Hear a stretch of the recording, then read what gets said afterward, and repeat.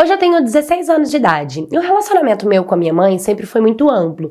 Minha mãe sempre foi uma mulher que conversava comigo, me explicava que ninguém podia pegar nas minhas partes íntimas, ninguém podia me tocar, né, que até ela também não podia, que eu tinha que aprender a me lavar, me cuidar, me expressar. Sempre foi muito assim, né? Beleza, os tempos foram passando, os dias foram passando e quando eu tinha mais ou menos uns 8 anos de idade, eu lembro que o irmão do meu ex-padrasto, no caso o ex-cunhado da minha mãe, ele foi passar férias lá em casa. E ele sempre ficava me olhando, eu não gostava dos olhos dele, eu não gostava do jeito que ele me olhava, eu sentia um peso, não sei, algo estranho. E aí um dia ele foi pro centro da cidade natal, da minha cidade, onde eu morava, no interior que eu morava, e ele voltou com um vestido pra mim, o que foi muito estranho, porque ele comprou um presente só pra mim, um vestido só pra mim, e não comprou pros meus irmãos. E na hora de me entregar, ele disse assim, pronto, agora você pode aceitar se casar comigo. E tipo, eu era criança de 8 anos e me deu um certo nojo ele falar aquilo pra mim, mas eu fiquei calada, não falei nada pra minha mãe. Nessa mesma época, nesse mesmo dia, eles saíram pra caça, porque era uma coisa de costume da família deles sair pra caça. E eles chegaram bem tarde. Tava eu e a minha irmãzinha de 4 anos. E eu lembro que alguém chegou no meu quarto e quando eu abri o meu olho, eu não lembro da cara, mas pelo cheiro, eu sabia que era ele, sabe? E ele pressionando as minhas partes íntimas, pegando em mim, o que eu fiquei em estado de choque, fiquei muito abalada, e aí quando ele percebeu que eu, tipo, comecei a me mexer, que eu me mexi pra ver se ele se tocava, que eu tava acordada e que eu tava sentindo aquilo, ele foi pra cima da minha irmã de 4 anos, e começou a mexer nela também, e aí eu peguei, tipo, meio que acordei assim, ele foi e saiu, e eu fiquei com muito medo dele fazer alguma coisa, porque eu sabia que era errado, até porque minha mãe sempre me alertou pra ninguém tocar nas minhas partes. Ele invadiu o meu quarto à noite, né, enquanto eu estou dormindo, e pegar nas minhas partes, sendo que ele já tava com aquele olhar pesado em cima de mim, tinha me dado um vestido e falado de casamento, pra uma criança de 8 anos era muita coisa, né? Era tipo o necessário pra me deixar com muito medo. Beleza, ele foi embora. Até que o tempo passou, eu não comentei com a minha mãe, porque eu nem sabia o que falar pra ela, como falar pra ela, fiquei calada. E esse cara se casou, batizou na igreja, aquela igreja do véu, sabe? Tudo direitinho. E aconteceu uma obra na casa dele, e ele ia ter que passar uma temporada na nossa casa até a casa dele ficar pronta. E quando a minha mãe falou, deu a notícia de que ele viria pra nossa casa, menina, eu entrei em desespero. Eu comecei a chorar, comecei a falar pra minha mãe que não, mãe, não quero ele aqui, não quero ele aqui. Minha mãe nem não entendeu por que eu tive aquela reação, o que aconteceu. E aí eu peguei e falei pra ela tudo que aconteceu, né? Eu falei pra ela que se ele entrasse, eu saía. E ela falou assim, filha, senta aqui, vem cá, o que aconteceu? Por que você tá tendo essa reação? Ele fez alguma coisa com você? E eu peguei e contei pra ela sobre o vestido, o olhar dele, o dia que ele entrou à noite no dia da caça, que mexeu na minha irmã.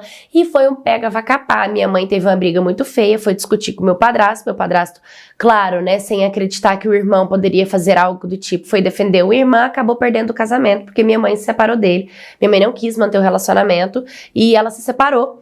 Ela fica muito bem sozinha e minha mãe me provou de que ela conseguia conquistar as coisas dela. Ela continuou a faculdade, formou em pedagogia, comprou uma casa, tem carro. Hoje eu sou casada, tenho os meus filhos. E eu sempre falo com os meus filhos, eu converso com os meus filhos, eu dou o mesmo exemplo que a minha mãe me dá, sabe? Falo abertamente, falo rasgado, explico o que tem que explicar, defendo quando tem que defender mesmo, não passo pano para agressor, não confio em pessoas, por mais que eu ame muito, por mais que seja pessoa que, tipo assim, sabe aquela pessoa inimaginável que você olha e fala assim, não, essa não seria capaz? Pois é, até essa pessoa eu não coloco minha mão no fogo, porque é desse jeito, são exatamente essas pessoas que praticam a agressão e o abuso infantil, dentro de casa, principalmente, né, doméstico. Então a gente tem que ter essa alerta, tem que ter esse cuidado, e eu conto essa história assim, com orgulho da atitude da minha mãe e com exemplo para outras mães também, porque infelizmente a gente vê muita mãe defendendo padrasto, defendendo família e não fazendo nada para poder proteger aquela vida que se chama filha. E fica de exemplo para a maioria das mães, porque hoje eu, como mãe, eu quero com certeza repetir esse ciclo da minha mãe. Essa história aconteceu em Bangu, no Rio de Janeiro. Os meus pais são separados, meu pai mora no interior do Rio e a minha mãe lá na comunidade. A minha avó morava meio que em cima da nossa casa. E minha mãe de 4 mulheres. A minha irmã mais velha, que na época, quando eu tinha 12 anos, ela já tinha saído de casa porque casou e teve filho, e 2 pequenas. O pai das minhas irmãs não era o mesmo homem com o qual minha mãe era casada na época, o meu padrasto. E nessa época a minha irmãzinha tinha 3 anos, a outra tinha 5 e, como eu disse, eu tinha 12. Muitas das vezes eu tava em casa e eu via o meu padrasto assediando a minha irmã de 3 anos, mas eu não sabia o que era assédio, eu não sabia o que estava acontecendo, eu só sabia que aquilo não era legal. Eu já estava entrando ali na fase da pré-adolescência, então o que ele estava fazendo não era legal. Então um dia eu cheguei na minha mãe e falei pra ela: mãe, o meu padrasto, ele fica passando a mãozinha dele nas partes íntimas da pequenininha. E aí a minha mãe, ela ficou assim, ela falou que ia resolver o assunto e foi. Ela esperou chegar no outro dia e falou que ia levar todas nós na escola e que ela precisava de sair e que precisaria deixar a menininha com ele. Porque era isso que ela fazia de vez em quando, saía e deixava a pequenininha com o padrasto. Só que ela saiu e, na verdade, ela meio que deu a volta, esperou um pouquinho e voltou. E quando ela voltou, ela pegou uma cena horrível. A minha mãe pegou o marido dela, meu ex-padrasto, enfiando uma caneta dentro da pequenininha. E ela falava pra parar, que tava machucando, e ele tampava a boca dela. E quando a minha mãe entrou, ele tirou e ele falou que não era nada daquilo e pediu perdão e se ajoelhou.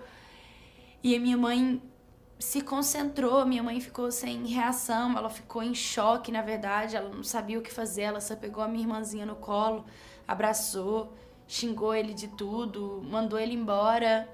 E ele ficou implorando pra ela, pelo amor de Deus, que ele não queria ir, que não era isso que ele queria fazer, que tava tendo um mal-entendido, que ele tava brincando com ela. E aí eles começaram a discutir muito e minha mãe saiu de casa. Quando deu a hora da gente voltar do colégio, a minha mãe meio que passou na porta do colégio, pegou todas nós e nós voltamos juntos pra casa.